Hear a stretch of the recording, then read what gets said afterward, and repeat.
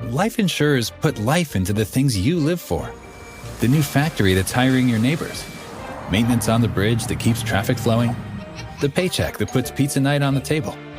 Life insurers contribute $8 trillion to the U.S. economy through bond purchases and other investments, and protect the financial security of 90 million American families, like yours. See how life insurers put life into America at acli.com. Paid for by the American Council of Life Insurers. You want to grow your business. I mean, who doesn't? Constant Contact's marketing platform makes marketing way easier and way more effective. Even if you know nothing about marketing, you can easily create email, text, social, events, and digital campaigns in just a few clicks. It's why over 500,000 business owners trust Constant Contact for their digital marketing needs. Constant Contact, helping the small stand tall. Get a free 30-day trial when you go to ConstantContact.com. ConstantContact.com. Legendary reliability, excellent resale value. Check out Toyota's amazing lineup of affordable SUVs, like an adventure-ready RAV4 or spacious Grand Highlander. Visit buyatoyota.com for more. Toyota, let's go places. What's the easiest choice you can make? Window instead of middle seat? Picking a vendor who sends a great gift basket? Outsourcing business tasks you hate? What about selling with Shopify? Whether you're selling a little or a lot, Shopify helps you do your thing, however you cha-ching. Shopify is the global commerce platform that helps you sell at every stage of your business. From the launch your online shop stage to the first real-life store stage, all the way to the did we just hit 1 million orders stage. Shopify's there to help you grow. Whether you're selling scented soap or offering outdoor outfits, Shopify helps you sell. Wherever and whatever you're selling, Shopify's got you covered. Sign up for a $1 per month trial period at shopify.com/try. Go to shopify.com/try now to grow your business, no matter what stage you're in. Shopify.com/try.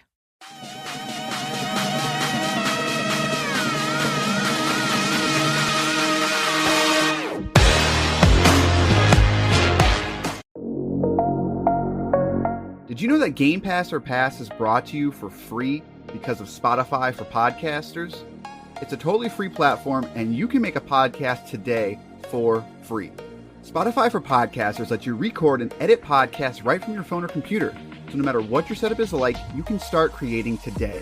Then you can distribute your podcast to Spotify and everywhere else that podcasts are heard. And if you're thinking about taking your podcast to the next level with a video podcast, Spotify can help you too. With Spotify for podcasters, you can also earn money in a variety of ways that includes ads and podcast subscriptions. So what are you waiting for? Download the Spotify for Podcasters app or go to spotify.com/podcast to get started right now.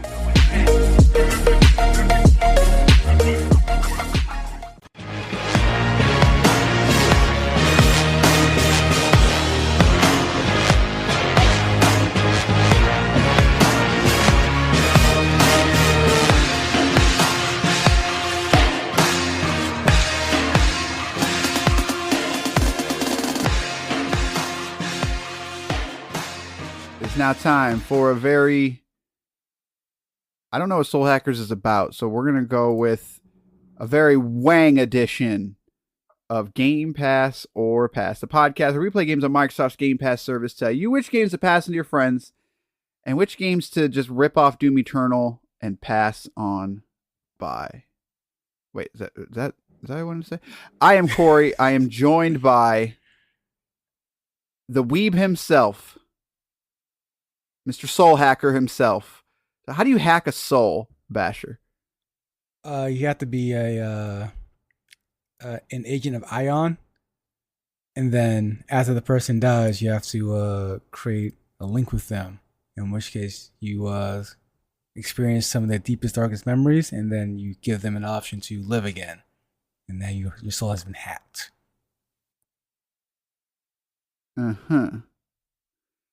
Soul Hackers. All right, that's our episode. If that sounds interesting to you, go play that. No, we are here to talk about Shadow Warrior 3 Definitive Edition and Soul Hackers 2 dual episode for you. Basher played Soul Hackers.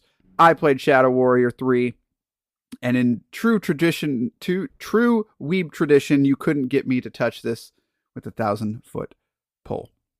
But before that, did you know that you can let us know what you think about Soul Hackers 2 or Shadow Warrior 3? Or just send us a question, something you want to know about us. You want to know my favorite food. I mean, it kind of sounds like you're trying to date me, but that's okay. I'll tell you anyway. 574-651-9256. You can shoot a text message. You can shoot a voicemail. Whichever your heart desires. Basher's going to start this one off with Soul Hackers 2. Here are the details. This is developed by Atlas, published by Sega, playable on Xbox One, Xbox Series X and S, and PC. It does have Xbox Series X and S support, as well as smart delivery, which means you're going to get cross saves. You're going to get cross save achievements as well, and you're going to get Xbox Series X and S support, which I believe in this case is just higher resolution. I couldn't find anything on frame rate, so be that what it is. Amidst the glimmer of neon lights, technology advancement causes humans to be consumed by commercial convenience. In the shadows, a war between the Yatagarusa and the Phantom Society is brewing. Nailed it. Devil summoners who harness the otherworldly powers of demons. Existing in the secret sea of humanity's data, a digital hive mind has evolved into sentience Ion, observing humankind from afar. That was a really weird sentence. I feel like a lot of these are really weirdly worded. I'm assuming like a lot of these are just like run through Google Translate because Atlas is not American, right? No. Yeah, neither is Sega. So Ion calculates the world-ending disaster is imminent and creates two agents to combat against it, Ringo and Figue. Together, those agents of Ion must investigate and prevent a butterfly effect that will lead to the end of the world. Finally, how long to beat? We're clocking in at 31 hours for the main story and 66 for completionist.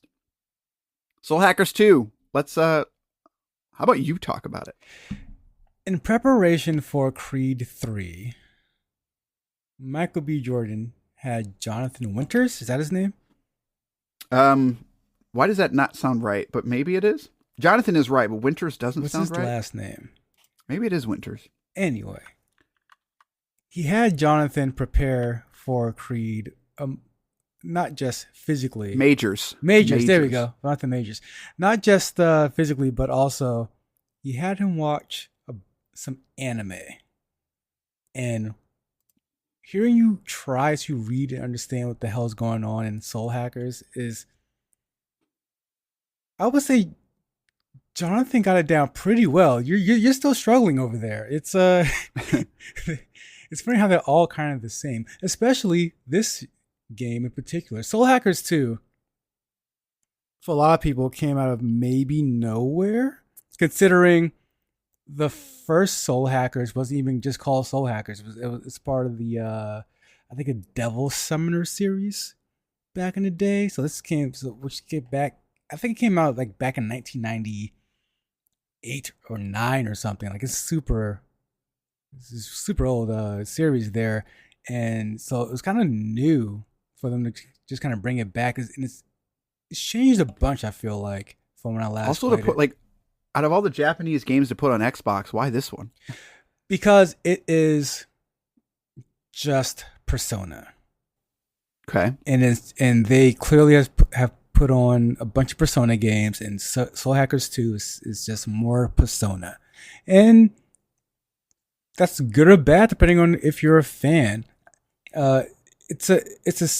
This particular series has come back and it's taken on the form of your kind of standard Megami Tensei battle system where you have your 4vx amount of enemies, and all the enemies are the same enemies that are in the Megami Tensei series. You have all your favorites. You have your Lilith and your everything. It's all the demons that you've grown to love and know are all here. And it has the same systems of recruiting demons. However, this time you have to find them and speak to them on the battlefield. You can still fuse demons to create stronger and new demons while retaining and forgetting certain spells and whatnot. It's not unlike any other game in the larger Megami Tensei series. And again, that's for better or for worse. For me, it's kind of for worse. Why? Like, if all those games are the same, wouldn't you want it to be different? I think the average fan would. I think you're more, and I always say that with any series in general. Actually, like they don't want much change. When you bring back something that is 15 years old, I really wanted it to not be like the last game I played that actually is totally unrelated to this series. Soul Hackers, like I said, is a sequel to Devil Summer Soul Hackers. It plays and feels more like it's a sequel or a spin-off to Persona 5. And Huh. and I already and I mean that game's still pretty fresh in my mind, so to play to play another Atlas game and it's the same game, I mean, maybe if it was years later and I needed me a quick Atlas fix, but at this point I'm just kind of like you just dropped all the Persona games. If you play all the Persona games and then you play Soul Hackers too, it's a pretty quick burnout. Yeah, and like I guess that doesn't surprise me too much because I think you said it before of just like Atlas knows their fan base and the fans of these games really like these games. But it sounds like this isn't going to be the one that's going to suddenly like. I don't think so. I mean, like even the story wise, I mean, you start with Ringo and Feig, who are like I said, they're at the top. They're pretty much these manifestations of Ion. They're sort of just kind of like AI, but given human form, and their job is to stop the end of the world. And I mean that's sort of a common theme with the Megami Tensei games in general. I mean, me and Snaps always joke, like whenever there's a new Shin Megami Tensei game, it's like, all right, so we're going to level up and defeat God again. All right, cool, because that's essentially what you do. You just keep fighting God over and over again, and this is not unlike that, and where it's just kind of rinsing and reusing a lot of the old standard plot lines of an Atlas game, of a Persona game, of a Megami Tensei game. So I guess like, why do you? I mean, this is I'm just more curious now. So did you play the original? Years ago, yeah. So like, did it end on like a cliffhanger or something? That were people like itching for this one? I don't think so. I think this came out of nowhere for the most part. Huh. I mean, super strange. It still has that. It has the feel of those games, but I think it lacks that style of it. I mean, it lacks the style and even the music is just not as good. Like I think I remember telling you, like, you don't even need to play the Persona games, just listen to the soundtrack. The soundtrack alone slaps.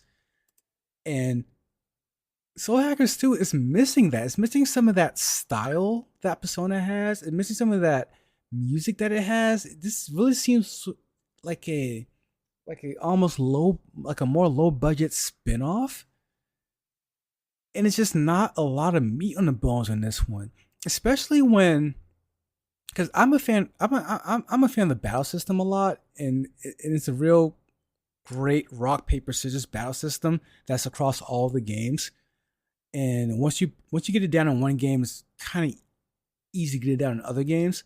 That's still here, but the way it's presented is much more bland. The dungeon system in this game takes the form of a soul matrix. So if you want to get to know again, it's Persona. So you want to develop bonds with your teammates. Therefore they give you more bonuses, more power-ups, more powers, more etc. And you do that by going into the soul matrix and therefore kind of going through their soul, if you will. The soul matrix looks like just this bland grid of gray on top of gray on top of gray. And it's just no style to it whatsoever. And on top of that, the music isn't slapping nearly as hard. And it just really seems like a low effort attempt at a Persona-like game. I guess it's just kind of weird considering they make Persona, you know, like I'm confused by it, but it sounds like even as a Persona fan, you can't recommend it kind of thing. Yeah, this is definitely not their best foot forward, and it's definitely not something I would say if you're looking to get into to the larger Megami Tensei series.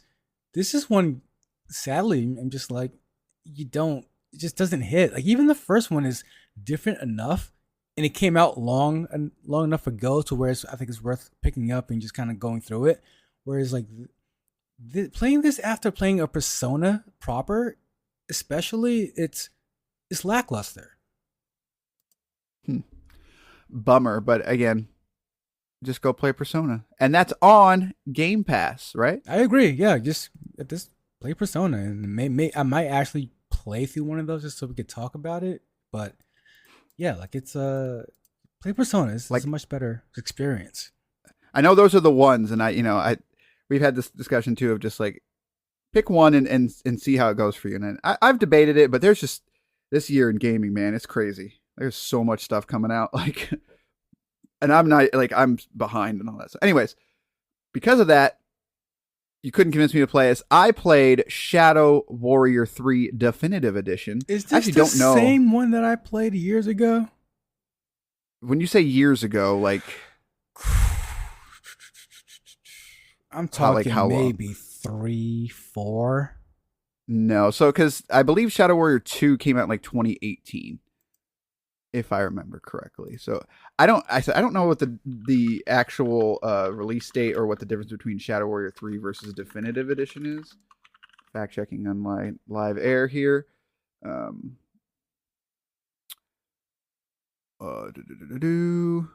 Yeah, I can't even get like a good answer on what that is. So it includes the base game, OST edition, new weapon skins. So when did the original game come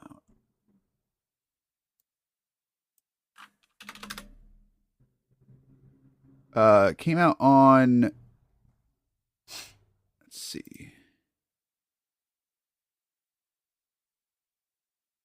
No, it came out March 1st, 2022. Okay, so the Definitive Edition appears to be the next-gen version. PS5 and Xbox Series X and S versions. So it seems like it's just a next-gen update, basically. So because I didn't play the original Shadow Warrior 3, and that was because I actually played Shadow Warrior 2 on PC, and I really didn't like it. I've actually played the original Shadow Warrior, and I played that reboot that they did on Xbox One and PS4, and I thought it was pretty decent. Like, it wasn't amazing by any means, but it was a great sort of throwback. You really didn't like Shadow Warrior 2? I did not like Shadow Warrior 2 at all. Like, I know why people did, but like it almost takes that Darksiders approach of like each game kind of is its own little thing. And that original Shadow Warrior was more like a callback to those old school shooters like the classic Dooms and the classic Shadow Warrior, or, a lot of those Ion Storm games style. Whereas Shadow Warrior 2 is like a weird like looter shooter. Like, I don't know. Like, I don't know if it just didn't hit at the right time for me. I did try playing it on console, and that console version was kind of rough, but I assumed the PC version was better, but at the same time, I don't know if I knew that. And it was just one that like I played it, and it just did not hit with me the way that the other one did. Yeah, it definitely hit with me. I was a fan of Shadow Warrior 2. And I think most people were, but I don't know, like I didn't go to that for its like looter shooter style. And granted, I am basing that off of the very little that I played. So I don't even know if that's even a focus of it, but I know that it was significantly different than that first one. So I'm curious. So what did you like about the second one? I liked the just the overall movement and how quick and the fast pace it was. It was, I mean, the looter shooter mechanic wasn't great, but it was also it didn't distract as much as it distracted from certain aspects. I can get through it, get past it. So I'm gonna look up a video here real quick of just Shadow Warrior 2 as well. I'm talking about it. Because I said maybe I just missed the boat on that one. And then the sword play was, I mean, like, again, I don't like melee combat in a first person shooter, but I mean, their sword mechanics was over the top nonsense. And I was a fan of it. It was nice and bloody, and it wasn't as visceral as I would like it, like in terms of like connecting with enemies. But the enemies reacted to like those shotguns and those bullets pretty well, I remember.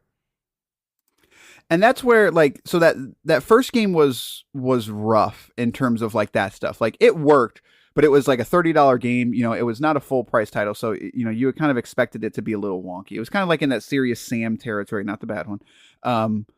You know, of gameplay, and so I didn't really know what to expect with Shadow Warrior 3, but what you get is like it's kind of like a Doom Eternal meets Shadow Warriors thing, and I like it, but I people seem to not like it, and I didn't discover that until after I played it, kind of thing. But I was kind of into it. Like, it's kind of weird. So you've obviously got your sword play and you've got your gun play, and it's not very long. It's only about a 5 to 6 hour game. And you start out and you just have a sword and a pistol, and you just kind of go from there. And you sort of build on it the exact same way you do in Doom Eternal, where there's glory kills. However, they are far harder to do. You are not getting health and ammo from your glory kills. Like, basically, if you kill somebody with a sword, you get ammo. If you kill them with your gun, you get health. And so it's this 6 hour sort of romp to where about every 20 to 30 minutes you're being introduced to a new enemy, and then you get a new gun, and then eventually at the end you've got your full arsenal. You know, you've got your rocket launcher, you've got your grenade launcher, you've got your sword, and then eventually you can power up your sword with fire mechanics or electric mechanics, and then you get your rail gun, and then you get your machine gun. So like, it doesn't do anything in terms of like first person shooters, like anything that you would say that is brand new, except that it takes some of the Doom Eternal mechanics and flips them on their head. And I think kind of the coolest thing that they do is that they kind of give the glory kills meaning, and that you don't do them that often. You probably only do them about once or twice every kind of that's probably not fair. Probably like 4 or 5 times per level. And when you do that, though, if you kill a higher up enemy, you actually get a weapon for them, like from a limited time. So like, there's an instance, I don't know the names of any of the weapons, but there's this one that is it's like a big butcher looking thing, and he carries around this big axe basically. And when you kill him, you take his axe, and then for about 30 seconds, every time you press the attack button, you do like a really powerful attack that kind of shakes the ground around you. And it's like a 30-second like berserker mode basically. I'm not a fan of that. There's another one to where they're kind of looks like a not a xylophone. What are those things called? What does Steve Urkel play? What's that thing called?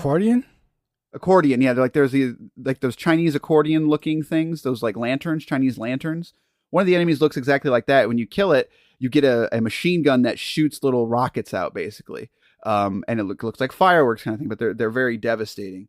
And then every single of those higher up enemies, like there's one of them that's really cool. Like it basically has like this cord, and then you basically hop in and you rip out the core, and when you throw it, it basically pulls everything in kind of like a black hole, and it kind of just destroys everything in that moment. So like, whenever you do one of those glory kills and you get those weapons, you get like 30 seconds of being awesome. And that's really cool. And that's a really unique way to sort of turn, you know, the biggest criticism about the glory kills in something like Doom Eternal is that I'm doing them too often and you're forcing me to do them. They are not required here by any means. You can still get through the game without using them. You get your armor and your ammo through just regular killing, and those are kind of your bonuses. So it sort of fixes that issue that people have with Doom Eternal. But again, it's clearly pulling from that. I'm not just saying that because I'm a Doom Eternal fan, but it's very clearly pulling from that. I mean, I think it's been doing it even. I mean, the glory. I mean, it's been. I think the Shadow Warriors 2 has been doing that. I mean, in a sense that the over the top, get into the action, stay into the action, and just balls to the walls, just mayhem. I think it's an aspect of the game that I liked. And then, question: how is the humor in this one? Because it's some ridiculous humor, if I remember correctly. Yeah, so it's still there. Wang is still doing his one-liners. He's still doing the, making the bad jokes, all that fun stuff. He's not as talkative as he was in the first one, from my recollection, which is probably a good thing, honestly. There's only so many Wang jokes that you can make before it gets a little redundant. But the story is it's pretty funny. Like it doesn't take itself seriously. That first game kind of took itself a little too seriously, but this one is far more just like it knows what it is. It knows it's being ridiculous. The whole game you're kind of chasing this giant dragon, and it's very over the top. And your moment to moment gameplay is basically, it's got a little bit of that Ghost Runner vibe, to where you're running on walls and you're doing some platforming and you're trying to nail jumps and dashes, and then you're going to a small arena, kind of rinse and repeat. It's nothing too flashy. It's not going to change the world in terms of longevity, but because it's only a 5 to 6 hour game, and you're constantly either coming against new enemies or getting new weapons or upgrading your weapons, like it feels fresh from start to finish. In that aspect of, you're not just doing the same, like you're doing the same thing, but you're able to mix it up a little bit. And that was kind of my problem with the first one, is like, it was a little bit longer. And by the end, it's like, you didn't really have, your goal didn't really change, and you weren't getting upgrades fast enough to make the game feel different. And then like the looter shooter aspect is completely gone. There's none of that in here at all. You're not changing weapons. You're not equipping, buffs or whatever. I'm not mad they tried. I'm not mad they tried it. I think it's an upgrade or a better mechanic to kill something and just get its upgrade for a while. Yeah, I didn't get terribly far into Shadow Warrior 2. It was only about 2 or 3 hours, but something about the way that they did it, I was just like, I don't need this. I do not need this in this game, kind of thing. Maybe it got better along the way. Maybe it just hit at the wrong time for me. But the fact that all that stuff was just gone, I won't say I couldn't be happier, but I was completely fine with it. I was fine with it just being more straightforward about the action, being over the top, and having fun with it. It's not, like I said, but it's not a 10 out of 10. It's a solid 8 out of 10 style, to where it knows exactly what it is. It doesn't overstay its welcome. And for the most part, it runs pretty well. There is a performance mode or a fidelity mode. Each one runs fine. You're probably going to want to go to performance mode. The 30 frames is okay, but 60 frames is just, with the game that goes this fast, you definitely want to, prioritize that feel of the gameplay versus how pretty it is. Clear, and honestly, you're moving so fast, you don't really, you're not paying attention to the environment that much, if that makes sense.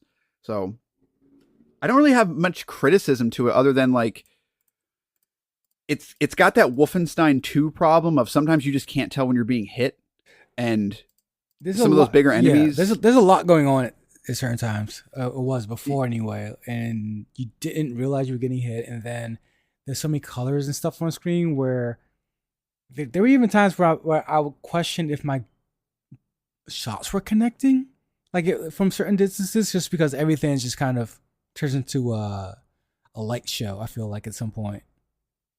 Yeah, it can kind of get that way, because you're usually, like, when you're near the end of a level, it will just kind of, like, I shouldn't say dump, but it'll start throwing the heavier enemies at you consistently. And some of them are, rush down. Some of them are more distance based, where they're going to try to pick you off. And when you've got like literally 10 of those at you, like, it can be really hard to sort of get your footing.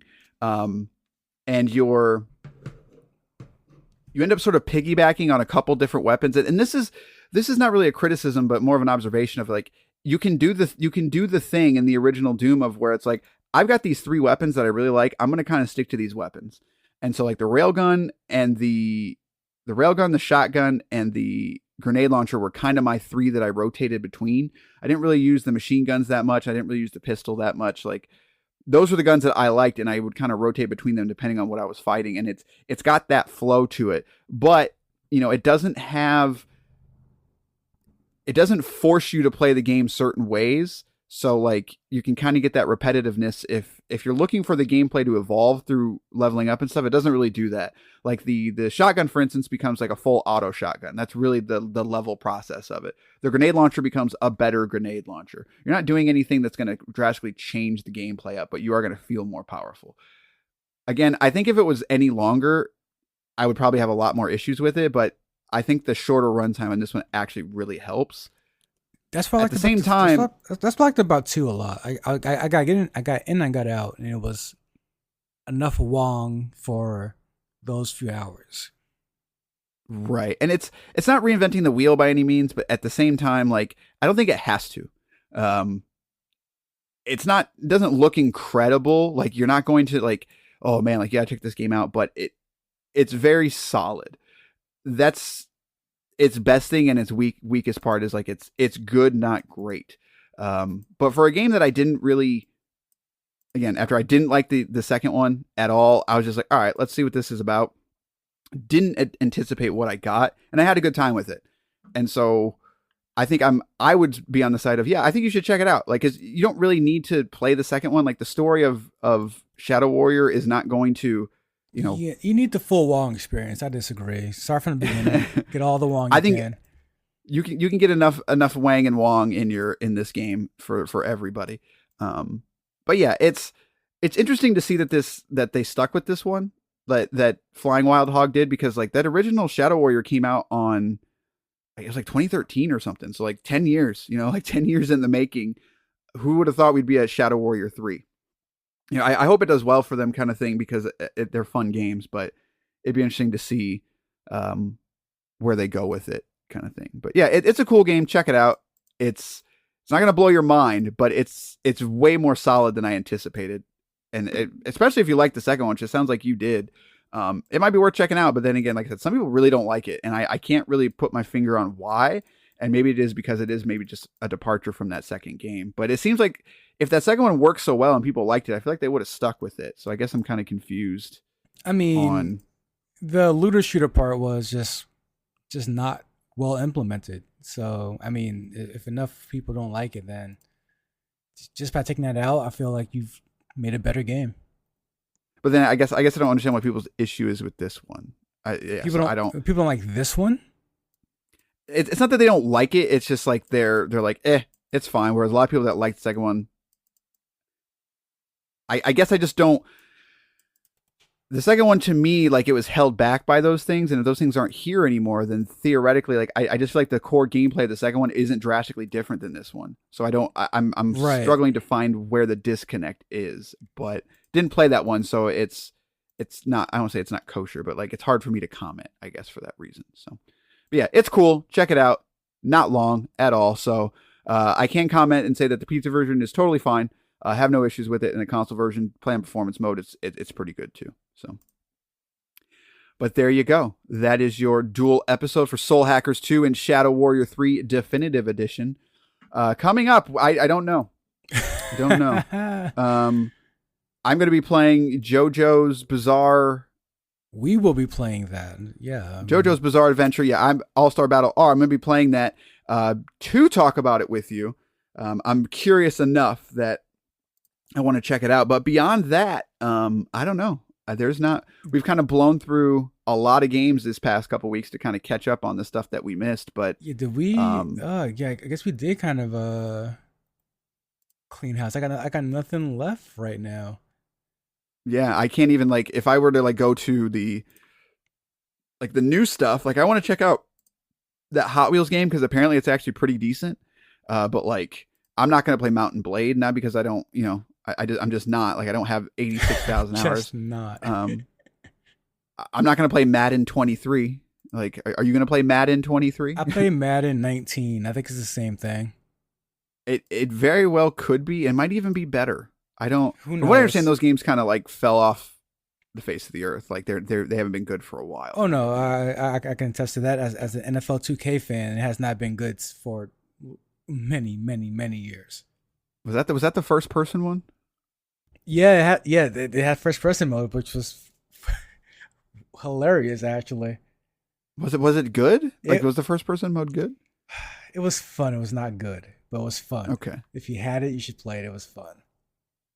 I've actually never played that game, but that'd be one that like I would download a device that rhymes with Shmemulator and just to see what the hype's about, kind of thing. Because I know people that like still stand by that game and say like it totally holds up. It was the peak football game ever made, in terms of quote unquote simulation anyway, to the point where years later, like 4 or 5 years later, Madden was just now implementing features that game had. It's ridiculous.